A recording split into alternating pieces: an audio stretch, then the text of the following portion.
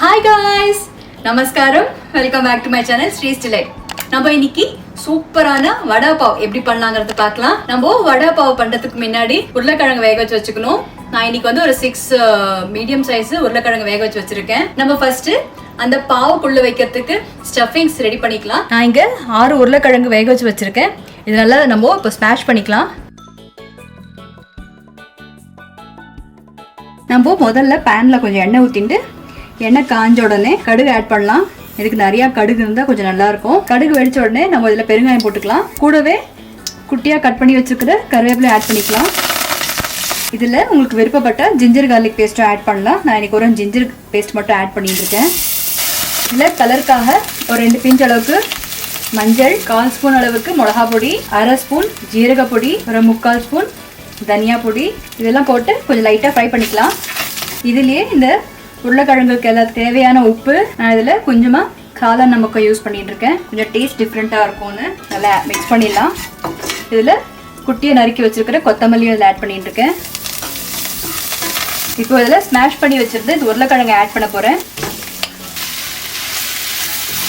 இதெல்லாம் நல்லா மிக்ஸ் பண்ணிடலாம். நம்ம உருளைக்கிழங்கு போட்டு நல்லா மிக்ஸ் பண்ண உடனே இதில் வந்து ஒரு 2 டேபிள் ஸ்பூன் அளவுக்கு எலுமிச்சம்பழம் ஜூஸ் ஊற்றிக்கலாம்.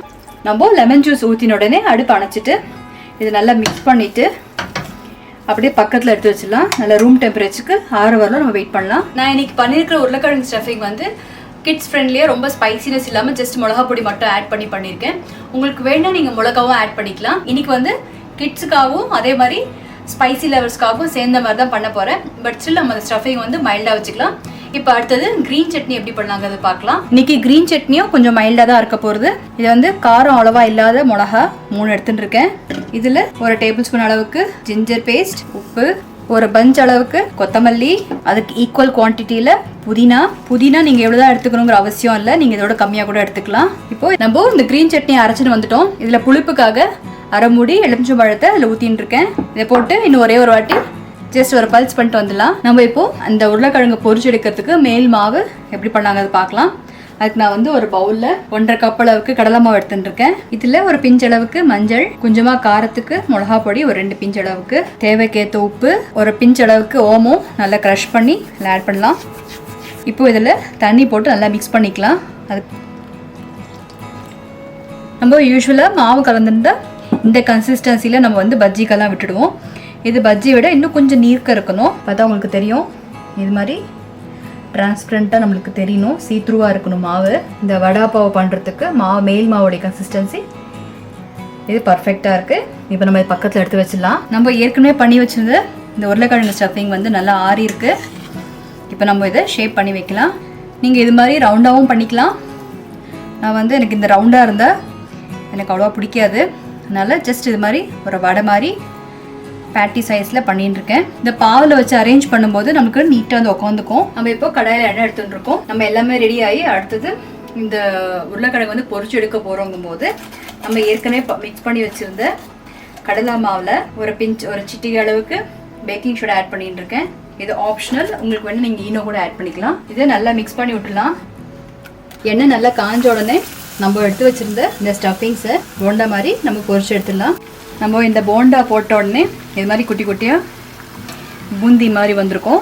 நம்ம இதெல்லாம் செப்பரேட்டாக இன்னொரு பவுலில் எடுத்துக்கலாம்.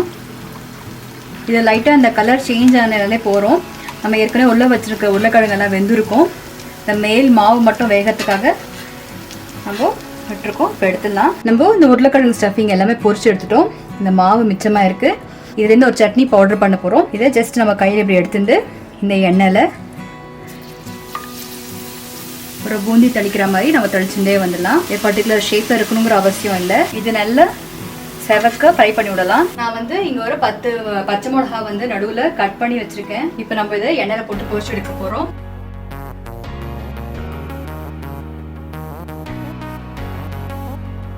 இப்போ நம்ம வடா பாவுக்காக கார சட்னி பவுடர் எப்படி பண்ணிக்கலாம் பார்க்கலாம். நான் இங்கே 2 பூண்டு பல் எடுத்திருக்கேன். நம்ம ஏற்கனவே இந்த பொரிச்சு வச்சிருந்தோம் இல்லையா, இந்த பூந்தி அதை ஆட் பண்ணிட்டு இருக்கேன். உங்களுக்கு கொப்பரை வாசனை பிடிக்கும்னு நீங்கள் வந்து ஆட் பண்ணலாம், இல்லைன்னா நீங்கள் கொஞ்சம் வறுத்துட்டு ஆட் பண்ணலாம். நான் இங்கே ஒரு 1/4 கப்போட இன்னும் கம்மியாகவே எடுத்திருக்கேன். இது கார பொடிங்கிறதுனால 1.25 ஸ்பூன் அளவுக்கு ஆட் பண்ணியிருக்கேன். உங்களுக்கு எவ்வளோ வேணுமோ அதுக்கு தகுந்த மாதிரி நீங்கள் ஸ்பைஸ் ஆட் பண்ணலாம். நான் ஏற்கனவே அந்த உருளைக்கிழங்குல ஸ்பைசியாக இல்லாமல் பண்ணியிருக்கிறதுனால இதை கொஞ்சம் காரம் ஆட் பண்ணியிருக்கேன் எக்ஸ்ட்ராவாக. இப்போ இதெல்லாம் தகுந்த மாதிரி உப்பு. நம்ம இப்போ இதை அரைச்சின்னு வந்துடலாம். நம்ம கார சட்னி பவுடர் ரெடி ஆகிடுது. இப்போ நம்ம கிட்ஸ் ஃப்ரெண்ட்லியான வடா பாவ் எப்படி பண்ணலாங்கிறது பார்க்கலாம். இப்போ பாவ் இது மாதிரி ஹாஃபாக கட் பண்ணிவிட்டு நம்ம ஏற்கனவே பண்ணி வச்சுருந்து இந்த க்ரீன் சட்னி இருக்கு இல்லையா, இதை தடவிக்கலாம். பசங்க எவ்வளோ ஸ்பைசியாக சாப்பிடுவாங்கங்கிறத பொறுத்து நம்ம இந்த க்ரீன் சட்னி யூஸ் பண்ணலாம்.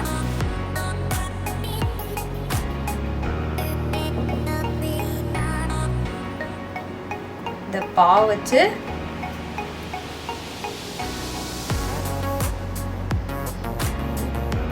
இந்த மிளகால வந்து அவ்வளோவா காரம் இருக்காது.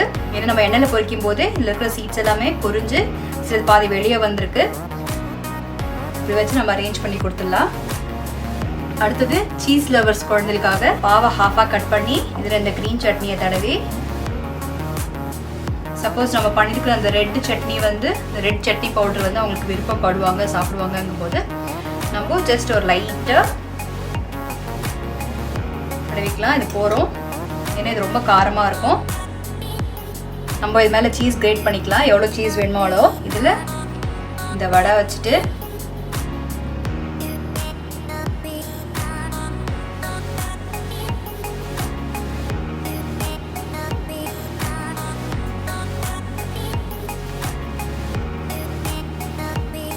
இது வித் சீஸ், இது வந்து வித்தவுட் சீஸ்.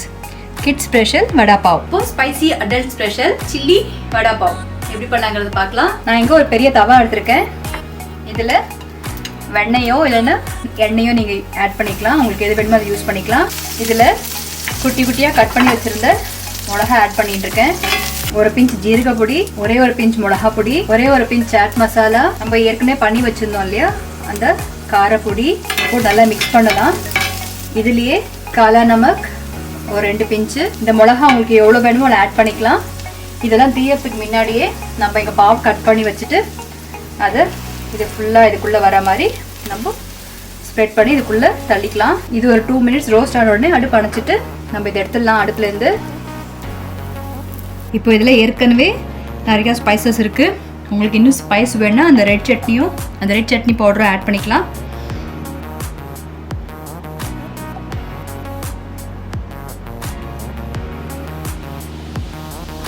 இப்போ இதில் பாவ் வச்சுட்டு இதை க்ளோஸ் பண்ணிடலாம்.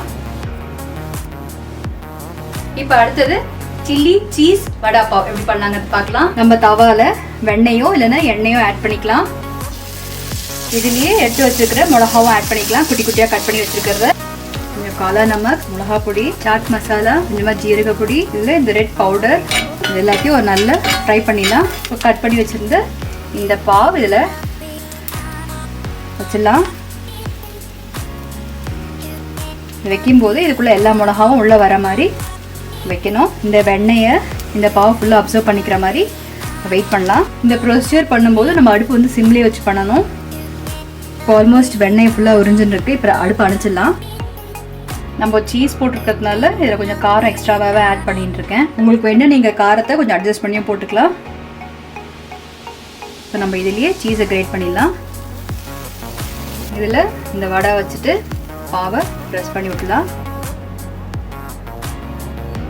இதில் மிளகாவையும் வச்சுட்டு இதுக்கு மேலே நம்ம சீஸை கிரேட் பண்ணிடலாம். கொஞ்சம் குடும்பத்தில் இருக்கிற சிறுசுலேருந்து பெருசு வரலும், ஸ்பைசி லெவல்ஸ்லேருந்து நான் ஸ்பைசி லெவல்ஸ் வரலும் எல்லாருக்குமே பிடிக்கிற மாதிரி நம்ம சூப்பர் யம்மியான வடை பாவ் ரெடியாக இருக்குது. இந்த ரெசிபி ரொம்ப சிம்பிள் தான். நீங்களும் உங்கள் வீட்டில் ட்ரை பண்ணி பாருங்கள். ட்ரை பண்ணிவிட்டு எப்படி வந்திருக்குன்னு எனக்கு மறக்காமல் கமெண்ட் பாக்ஸில் சொல்லுங்கள். என் சேனலுக்கு ஃபஸ்ட் டைம் வந்திருக்கீங்கன்னா என்னுடைய வீடியோஸ் எல்லாமே பாருங்கள், உங்களுக்கு பிடிக்கும். மறக்காமல் சப்ஸ்கிரைப் பண்ணிக்கோங்க. உங்களுடைய ஃப்ரெண்ட்ஸ் அண்ட் ஃபேமிலி மெம்பர்ஸ்க்கு எல்லாருக்குமே ஷேர் பண்ணுங்கள். நம்ம அடுத்த இன்ட்ரெஸ்டிங்கான ஒரு ரெசிபியில் பார்க்கலாம். அதெல்லாம் டேக் கேர். பை. எத் பாவம் தத் பவதி.